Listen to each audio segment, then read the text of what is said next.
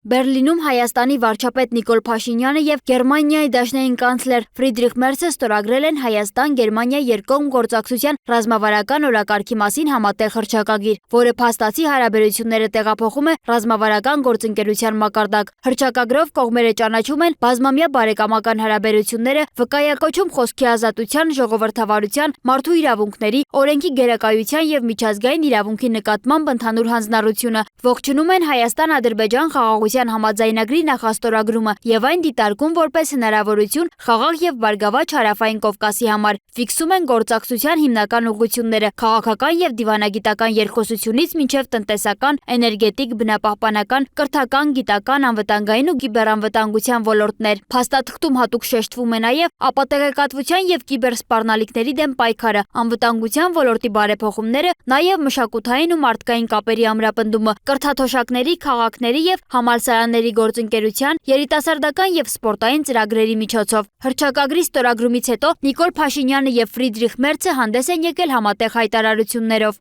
Այս այցը հիրավի պատմական է, քանի որ այսօր Հայաստանի եւ Գերմանիայի միջև հարաբերությունները թևակոխում են ռազմավարական գործընկերության փուլ, ինչը քիչ առաջ արձանագրվեց Հայաստանի եւ Գերմանիայի միջև երկկողմ գործընկերության ռազմավարական օրակարգի մասին հռչակագրի ստորագրմամբ։ Մեր երկրների հարաբերությունները հիմնված են փոխադարձ հարգանքի, վստահության եւ մեզ միավորող արժեքների, մարդու իրավունքների, ժողովրդավարության, օրենքի գերակայության նկատմամբ ընդհանուր հանձնառության վրա։ Վարչապետը շնորհակալություն է հայտնել Գերմանիային Հայաստանի ժողովրդավարական բարեփոխումների, կայուն զարգացման եւ Եվրամիության հետ հարաբերությունների խորացման ուղղությամբ ձեռնարկած աջակցության համար, հիշեցնելով, որ հոկտեմբերին Բերլինում կայացած միջկառավարական բանակցությունները եւս մեկ անգամ ամրապնդեցին այս ուղեգիծը։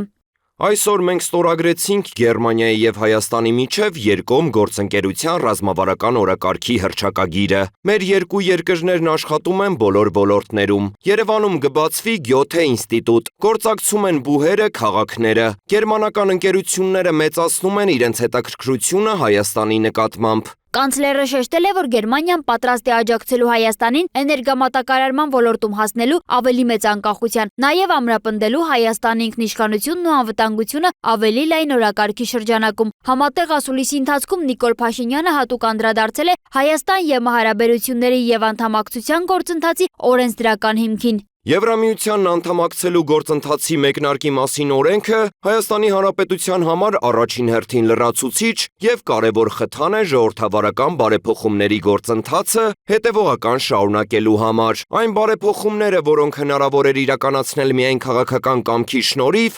2018 թվականի Թավշյա հեղափոխությունից հետո իրականացված են։ Հիմա միայն քաղաքական կամքը բավարար չէ, ունենք ինստիտուցիոնալ կարողությունների հետագա զարգացման խնդիր։ Եվ մեզ շատ կարևոր է Եվրոպայի լավագույն փորձը բարեկեցության, տնտեսական զարգացման, մարդու իրավունքների պաշտպանության, անկախ դատական համակարգի առումով։ Վարչապետը հիշեցրել է, որ Հայաստանը եւ Եվրամիությունն արդեն ստորագրել են ՀՀ գործընկերության ռազմավարական օրակարգ, իսկ Գերմանիան այդ գործընթացում եղել է առանցքային գործընկեր, աջակցելով նաեւ Վաշինգտոնում ձեռք բերված պայմանավորվածություններին։ Բերլինյան օրակարգի առանցքային թեմաներից էր Հայաստանի ու Ադրբեջանի միջև խաղաղության հաստատման գործընթացը եւ տարածաշրջանային կապերի բացումը։ Ֆրիդրիխ Մերցը շնորհավորել է կողմերին խաղաղության համաձայնագրի շուրջ հասած պայմանավորվածությունների համար, այն բնորոշելով որպես մեծ գործ եւ ընդգծելով, որ Բերլինը շարունակելու է աջակցել Երևանի եւ Բաքվի միջև մնացյալ հարցերի կարգավորմանը։ Նիկոլ Փաշինյանը ելույթ է ունեցել նաեւ արտաքին հարաբերությունների գերմանական ընկերակցությունում, մանրամասն ներկայացրել է Վաշինգտոնում ձեռք բերված պայմանավորվածությունները խաղաղության հռչակագրի, հաղորդակցուղիների բացման եւ թրիփ նախագծի մասին, այն կապելով կառավարության խաղաղության խաչմերուկ նախաձեռնության հետ։ Վարչապետը Բերլինում այցելել է նաեւ Գերմանիայի առևտրի եւ արդյունաբերության պալատ, հանդիպել գերմանացի գործարարների ու տնտեսական միավորների ներկայացուցիչների հետ։ Նա ներկայացրել է Հայաստանում բիզնես միջավայրի բարելավման եւ կոռուպցիայի դեմ պայքարի շարունակական քաղաքականությունը, ներդրումների հնարավորություններով հարուստ ոլորտները, տարածաշրջանային նոր ենթակառուցվածքային նախագծերը, որոնք Հայաստանը դարձնում են տարանցիկ կարևոր հանգույց։ Պաշտոնական այցի շրջանակներում Նիկոլ Փաշինյանը հանդիպում է ունեցել նաև ԳԴՀ նախագահ Ֆրանկ Վալտեր Շտայնմայերի հետ։ Նախ տեղի է ունեցել առանձնազրույց, ապա ընդլայնված ձևաչափով քննարկում։ Շտայնմայերը ողջունել է վարչապետի այցը, ընդգծելով, որ Գերմանիան պատրաստ է զարգացնելու հարաբերությունները Հայաստանի հետ բոլոր ոլորտներում, իսկ այցը կարող է նոր ազդակ տալ երկկողմ գործակցությանը։ Հանդիպման ընթացքում քննարկվել են ՀՀԵՄ գործակցության ընդլայնման հնարավորությունները, Եվրոպական քաղաքական համայնքի գագաթնաժողովի անցկացումը Երևանում, տարածաշրջանային կայունության, խաղաղության եւ անվտանգության հարցեր։ Բեռլինում վարչապետը երկրորդ անգամ ելույթ է ունեցել արտաքին հարաբերությունների գերմանական ընկերակցությունում։